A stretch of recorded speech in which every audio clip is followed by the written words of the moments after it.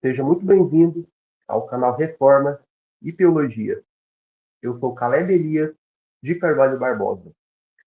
E neste vídeo vamos continuar nossa exposição bíblica e apologética analisando a poderosa confrontação entre o apóstolo Paulo e os filósofos do Areópago em Atos 17, com base no escrito do teólogo e filósofo cristão e escrituralista Vincent Young.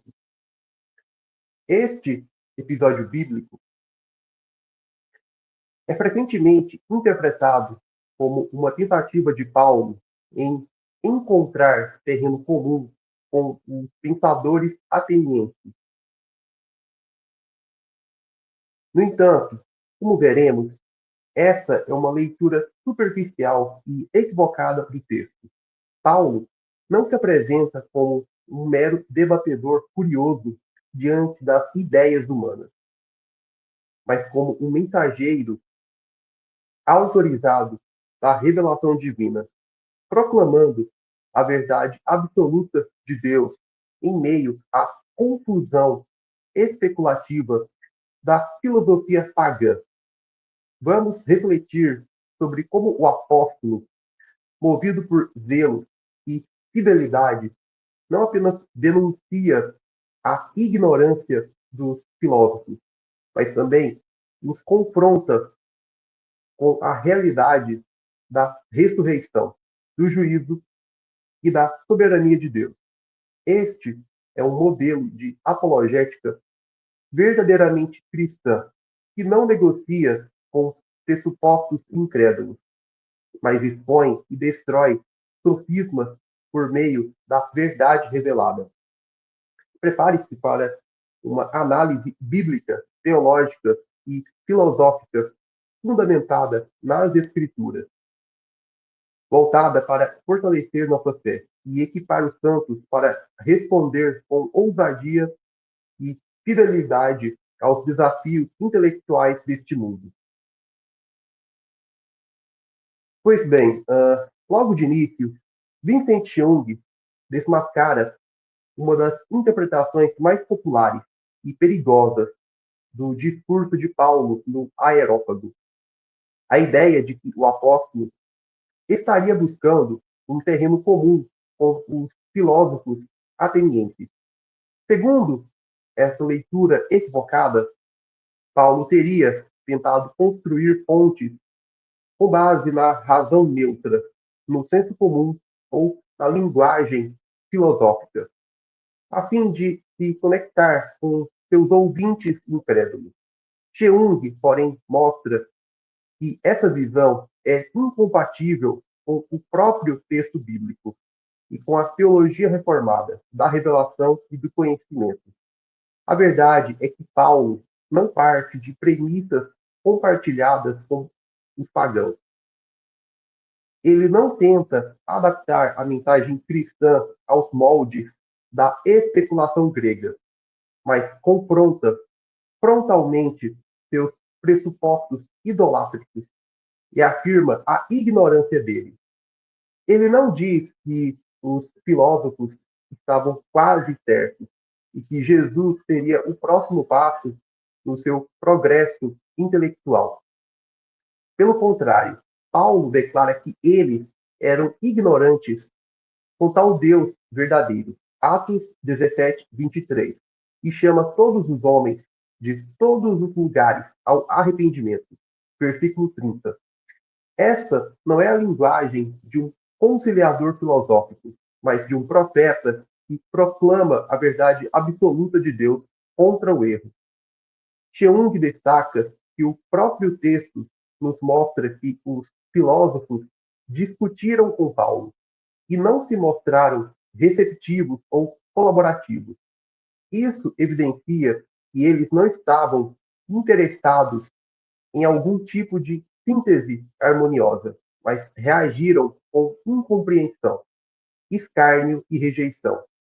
Eles chamaram Paulo de tagarela, no grego espermologos,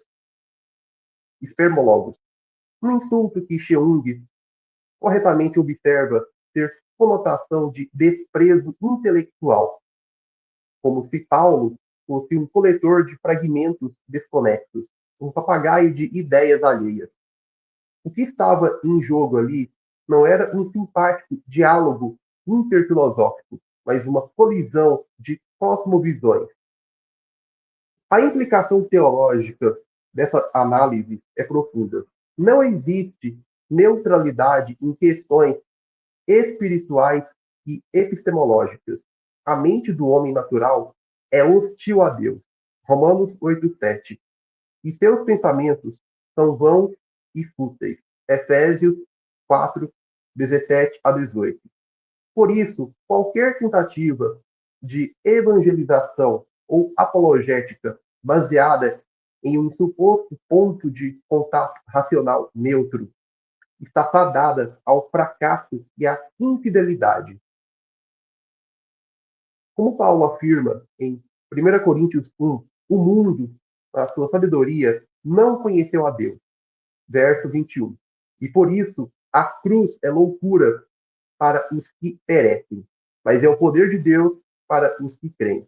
Cheung, seguindo uma abordagem pressuposicionalista, mostra que o único fundamento seguro para o conhecimento, para a ética, para a salvação é a revelação divina, e não algum ponto de contato com os sistemas humanos de pensamento.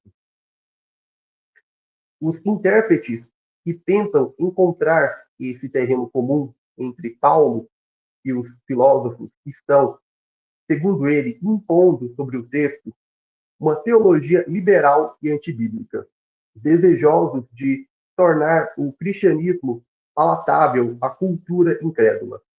Mas esta não é a postura de Paulo, nem deve ser a nossa. Vincent Young mostra com clareza que os filósofos atenienses não apenas rejeitaram o conteúdo da mensagem de Paulo, mas distorceram o seu significado com base em seus próprios pressupostos pagãos. Eles ouviram Paulo pregar sobre Jesus e a ressurreição, Atos 17:18, mas interpretaram isso como se ele estivesse anunciando dois deuses, uma deidade masculina chamada Jesus e uma deusa feminina chamada Anástasis, que significa ressurreição em grego. Essa confusão não era acidental ou inocente, mas reveladora de um princípio fundamental da apologética bíblica. O homem natural interpreta tudo à luz de seus pressupostos rebeldes. Cheung enfatiza que essa distorção não ocorreu por falta de clareza na fala de Paulo, mas porque os ouvintes estavam intelectualmente corrompidos. Os pressupostos deles eram essencialmente idólatras e autônomos, ou seja, não estavam dispostos a se submeter à revelação divina como padrão último de verdade. Como Paulo diz em 1 Coríntios 2,14, o homem natural não aceita as coisas do Espírito de Deus, porque lhe são loucura, e não pode entendê-las, porque elas se discernem espiritualmente. É exatamente esse princípio que se manifesta na forma como os atenienses deturparam a pregação de Paulo. Isso tem implicações devastadoras para qualquer forma de apologética baseada em neutralidade ou autonomia da razão humana. Cheung argumenta que, se permitirmos que os incrédulos mantenham seus pressupostos intactos enquanto tentamos convencê-los do Evangelho, eles sempre deturparão a mensagem, mesmo quando usamos palavras e conceitos bíblicos. O problema não é apenas de terminologia, mas de ponto de partida epistemológico. Nesse ponto, Cheung ecoa a crítica pressuposicionalista aos métodos evidencialistas ou clássicos, que presumem que a mente natural possa, com informações e lógica, chegar a uma compreensão correta do Evangelho. Mas se o coração é rebelde e os pressupostos são anticristãos, então a própria estrutura mental do incrédulo é incapaz de processar corretamente o conteúdo da fé. A única solução é a transformação radical da mente pela graça regeneradora do Espírito Santo. Romanos 12, 2. Além disso, o texto mostra que os filósofos, embora se vangloriassem de ter mentes abertas, na verdade eram ignorantes da verdade. Como Lucas ironicamente observa em Atos 17, 21. Eles estavam sempre dispostos a ouvir novidades, mas não estavam preparados para se submeter à verdade absoluta de Deus. Isso também é verdade hoje. Muitos incrédulos se dizem abertos à espiritualidade, a perspectivas diversas, ao diálogo, mas se tornam imediatamente hostis quando confrontados com a exclusividade da verdade cristã. O problema nunca foi de acesso à informação, mas de inimizade contra Deus. Romanos 1, 18 a 21, 8, 7. Portanto, o apóstolo Paulo não buscava adaptar a mensagem à cosmovisão dos atenienses, mas chamava-os ao arrependimento e à submissão total à revelação divina. E é exatamente isso que precisamos recuperar em nossa apologética contemporânea. Parar de tentar agradar o mundo e desmascarar os falsos pressupostos sobre os quais ele constrói seus sistemas de pensamento. A tarefa do apologista fiel não é maquiar o evangelho para torná-lo aceitável, mas proclamar a verdade com ousadia e confrontar a mentira com autoridade. Bom, pessoal, vamos ficando por aqui. Eu agradeço a sua atenção por ter assistido ao vídeo até aqui no final. Peço que curta, comente e compartilhe o vídeo com outras pessoas. E continue acompanhando o trabalho do canal. Bom, é isso. Vamos ficando por aqui. Um forte abraço. Deus te abençoe. E até o nosso próximo encontro.